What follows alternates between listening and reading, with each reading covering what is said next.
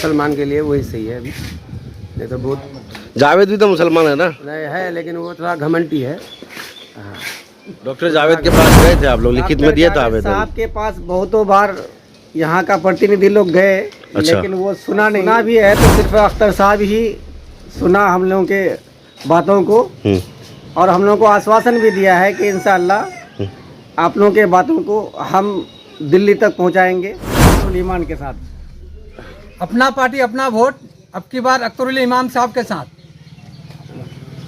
इस बार हम लोग क्या चोट, अब की बार अख्तरुल इमाम साहब के साथ, उसी को अपना पार्टी अपना वोट, सबने दिया हमको चोट, अख्तरुल इमाम के साथ अब की बार। अब तटबांध के विषय में क्या हुआ था आप लोगों का? तट बांध के लिए तो हम लोग बहुत ही परेशान है, क्योंकि इस बांध के वजह से हम लोगों को कोई फायदा है नहीं, नुकसान के अलावा, और आप लोगों के साथ इंसाफ होगा। तो अपना सांसद को लिख के नहीं दिया आप लोग? नहीं, लिख करके क्या, लिख करके भी दिए, जुबानी भी कहे, लेकिन डॉक्टर जावेद साहब तो ऐसे साहब हैं कि वो छोटे मोटे आदमियों का बात सुनते नहीं है कभी, और कभी सुनते भी हैं तो उस पर अमल नहीं करते हैं। अमल नहीं करते? नहीं करते हैं। तो आपका जो सांसद है वो आवाज उठाएंगे कि अख्तर साहब आवाज उठाएंगे? तो हम लोग अख्तर साहब तो विधानसभा का है ना, वो कैंडिडेट। हाँ, विधानसभा का है। हाँ, तो लेकिन अख्तर साहब, हमको पूरा यकीन है अख्तर साहब के अलावा हम लोगों के बातों को कोई और दूसरा सुन नहीं सकता है। अच्छा, सिर्फ अख्तर साहब ही सुनने के लायक है, और हम लोग उसी को सुनाएंगे, और इंशाल्लाह हम लोगों के लिए वो विधानसभा से लेकर लोकसभा तक इस बात को रखेंगे, और हमें पूरी उम्मीद है कि इस बांध से हम लोग को निजात मिलेगी इंशाल्लाह। शुक्रिया। 2024 की चुनाव 26 अप्रैल को करना है हम लोग को, आप लोगों की तरफ क्या रुझान है, बताए थोड़ा सा।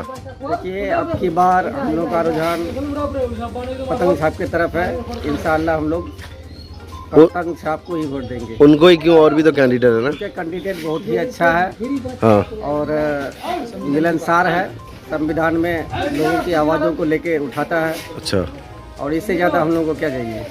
ठीक। क्या रुझान है आप लोगों की तरफ? पतंग नहीं है, पतंग की तरफ। और भी तो कैंडिडेट है ना? नहीं, हम लोग वो कैंडिडेट को नहीं पहचानते, सिर्फ हम लोग अख्तरुल इमाम को पहचानते हैं। हम लोग लोगों जानता है, हम लोग का गरीबों का आवाज़।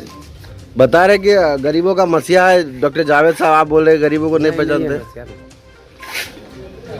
दिल से पूछे, ऐसे तो लोग बोलते हैं कि भैया मसीहा। 5 साल के कार्यकाल में कितना विकास हुआ है? आप लोग का लोधावाड़ी पुल बना? नहीं बना है अभी, उदी में उद्घाटन करके गया है तो पुल उद्घाटन हुआ है, बन जाएगा इंशाल्लाह, सबर का फल मिलेगा मीठा।